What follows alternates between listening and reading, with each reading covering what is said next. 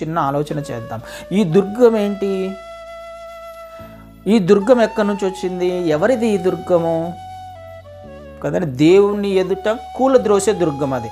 అంటే దేవుని సంబంధము కానిది, దేవునికి సంబంధించినది కానిది, ఆత్మీయ జీవితం జీవిస్తున్న విశ్వాసులకు సంబంధించినది కానిది అనే కదా దాని అర్థం. కూలద్రోస్తున్నాము అని అంటే అర్థం ఏంటి? అది మనకు సంబంధించింది కాదు కాబట్టి కూలద్రోస్తున్నాం. ఎవరిది అది? శత్రువుది. అంటే శత్రువు ఒక దుర్గాన్ని స్థాపించి ఉన్నాడు. శత్రువు ఒక బలమైన కోటను స్థాపించి ఉన్నాడు. ఎక్కడ స్థాపించి ఉన్నాడు? ఆ కోట ఎక్కడుంది? అది మనం ఎందుకు దేవుడు ఎక్స్పెక్ట్ చేసినట్టుగా జీవించలేకపోతున్నాం? ఎందుకు అనంటే ఒక దుర్గాన్ని మనమే క్రియేట్ చేసుకున్నాం. కిందికి వచ్చినప్పుడు బలము కలవై ఉన్న మేము వితర్కములను దేవుని గూర్చిన జ్ఞానమును అడ్డగించు ప్రతి ఆటంకమును పడద్రోసి. ఆ దుర్గం ఎలా కూలిపోతుంది? దుర్గాన్ని కూల్చివేయాలి అని అంటే దేవునిని అడ్డగించే ప్రతి ఆటంకాన్ని, ఆలోచనను కూలద్రోసి. అంటే ఈ దుర్గం ఎలా స్థాపించబడింది?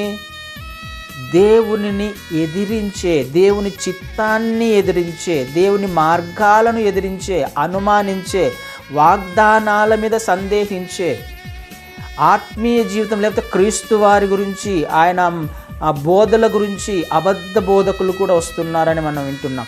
మోసము నుండి, అబద్ధము నుండి అపవాది తీసుకొని వచ్చేవన్నీ ఇవే కదా. ఆయన గురించిన, ఆయన చిత్తాన్ని గురించిన, ఆయన ఉద్దేశాలను గురించిన, ఆయన జ్ఞానానికి సంబంధించిన ప్రతి వ్యతిరేకమైన ఆలోచన ద్వారా ఆయనను అనుమానించే, ఆయన వాగ్దానాలను అనుమానించే ఏ ఆలోచన అయినా మనం ఏం చేస్తున్నాము అని అంటే ఆయనకు వ్యతిరేకంగా చేసిన ప్రతి ఆలోచన, ప్రతి క్రియ కూడా మన హృదయంలో, మన ఆలోచనలో ఏం చేస్తుంది అని అంటే ఒక్కొక్క ఇటుకను పేర్చుకుంటూ వస్తుంది. ఎప్పటి నుంచి మొదలైంది ఇది? దుర్గము ఒకేసారిగా ఒకే రోజులో రాదు, ఒకే రోజులో స్థాపించబడదు కదా. ఫోర్ట్ ఒకే రోజులో అది నిర్మించబడదు. ఎన్ని రోజుల నుంచో, ఎప్పటి నుంచో మొదలై ఉంటుంది మనకి. అనుమానము, దేవుని చిత్తానికి వ్యతిరేకంగా జీవించే ఆలోచన, క్రియ, తలంపు. ఆయన ఒక విషయాన్ని మనకు బోధిస్తే మన జ్ఞానాన్ని ఉపయోగించి మనము రెండిటిని, అంటే లోకంలో కాలు పెడతాము, ఆత్మీయతలో కాలు పెడతాం.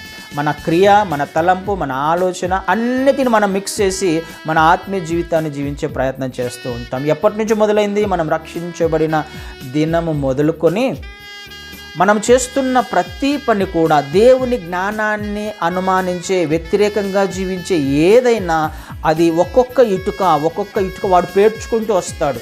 మన ప్రతి బలహీనత వాడికి తెలుసు కాబట్టి ప్రతి ఆలోచన, ప్రతి బలహీనమైన ఆలోచన వాడికి ఒక ఆయుధంగా ఉపయోగపడుతుంది.